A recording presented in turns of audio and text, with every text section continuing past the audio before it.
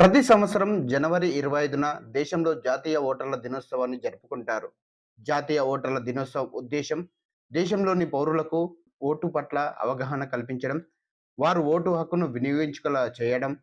జాతీయ ఓటర్ల దినోత్సవం దేశంలోని పౌరులను ఎన్నికల ప్రక్రియలో పాల్గొనేలా ప్రోత్సహిస్తుంది. ఇప్పటికీ ఓటరు గుర్తింపు లేని వ్యక్తులకు కూడా జాతీయ ఓటరు దినోత్సవం ద్వారా అవగాహన కల్పిస్తున్నారు. నేడు జాతీయ ఓటర్ల దినోత్సవం కావడంతో భారత ఎన్నికల సంఘం జాతీయ వేదికపై అనేక రకాల కార్యక్రమాలను నిర్వహిస్తుంది. ఓటు హక్కు గురించి ప్రజలకు అవగాహన కల్పిస్తుంది.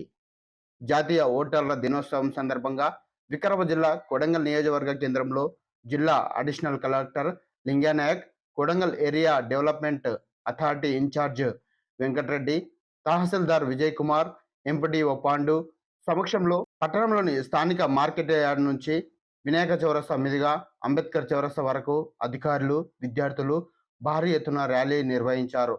ఈ సందర్భంగా ఓటర్లను చైతన్యపరుస్తూ ప్లకార్డులు పట్టుకొని నినాదాలు చేశారు.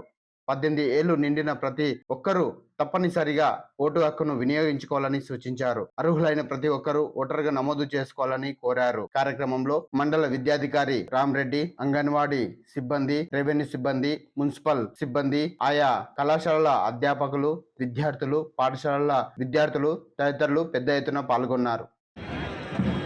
అయితే గతంలో 18 ఇయర్స్ కంప్లీట్ అయి ఉండి కూడా అనేక మంది ఓటర్లుగా నమోదు కాకపోవడం అనేది, ఆ లోటు అనేది ఎప్పుడు ఉండేది. దాన్ని దృష్టిలో పెట్టుకొని 2011లో ఎలక్షన్ కమిషన్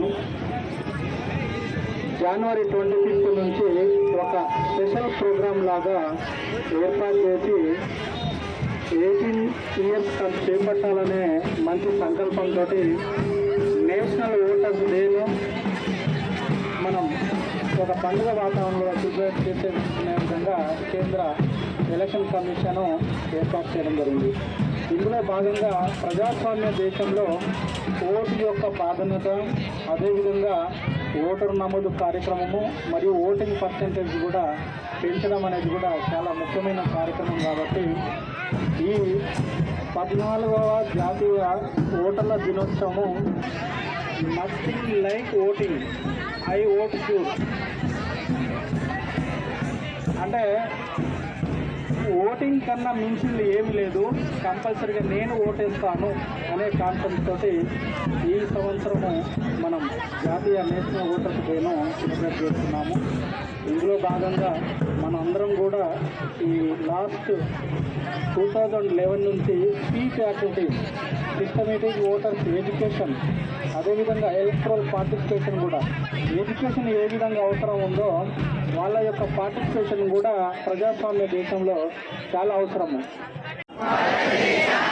పౌరులమైన మేము ప్రజాస్వామ్యంపై విశ్వాసంతో మన దేశ ప్రజాస్వామ్య సాంప్రదాయాలను స్వేచ్ఛాయుత, నిష్పక్షపాత, ప్రశాంత ఎన్నికల ప్రభావాన్ని నిలబెడతామని మతం, జాతి, కులం, వర్గం, భాష లేదా ఎటువంటి ఒత్తిడులకు ప్రభావితం కాకుండా ప్రతి ఎన్నికల్లో నిర్భయంగా ఓటు చేస్తామని ఇందు మూలంగా ప్రతిజ్ఞ చేస్తున్నాము.